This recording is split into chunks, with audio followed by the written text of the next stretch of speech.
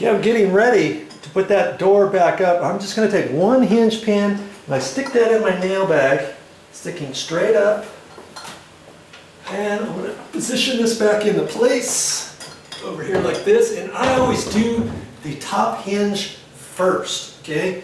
If you've been taught or you've been told to start at the bottom and then just swivel it up, don't do that.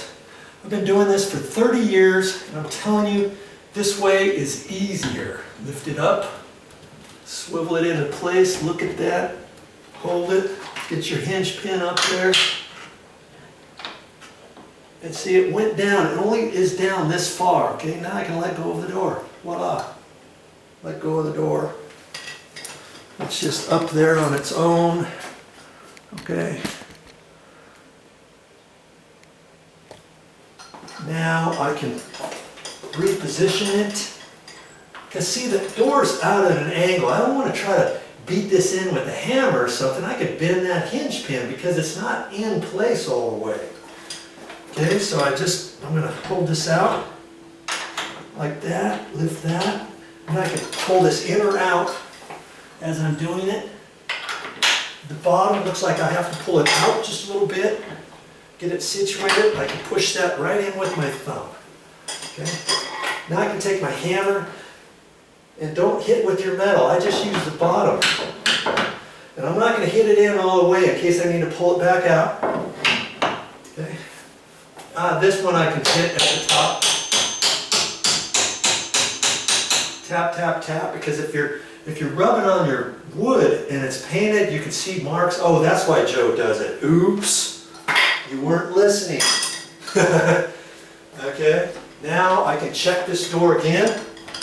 That feels pretty snug. We're going to look at this and see if I think I have to do more to this door. Okay. Well, I got a nice gap there now. This is snug. It's a lot tighter. I can't push it over any further because it's almost hitting up here at the top. And I look at this. Remember what our gap was before up here at the top? Look what we got now. We got plenty of gap. And I'm not too concerned that I'm a hair over that way too far, because eventually this hinge is going to sag again a little bit, or the hinge pin is going to wear out the inside of the knuckles, and that's going to be just a hair sloppy, and that's going to cause the door to slightly sag a little bit, and it will be perfect. Now see over here, remember? See this gap? It's a lot better. See up here at the top? Is tighter because I've got this hinge is kind of sucked in that way, and that was helping move the door over. Now had that not been enough, what else could I have done? Well, I could have shaved off the edge take the hinge back off, shave off how I explained to you before, or if you have enough gap, which let's say if we had 1/8 of an inch all the way, but we don't up here at the top. Let's just say we did. I could take this door back off, and I could take the 3 knuckles that are on the door and I could bend them this way, about a 1/16, 1/16, 1/16 with some a crescent wrench, so as not to scratch that, and just bend the knuckleheads over. The knuckleheads. Just a little bit. Can you see that if I put the door back on, that would push it up over that way a little bit more? And that's what I would have done next had I needed to do that. But just by sucking up the rest of that hinge.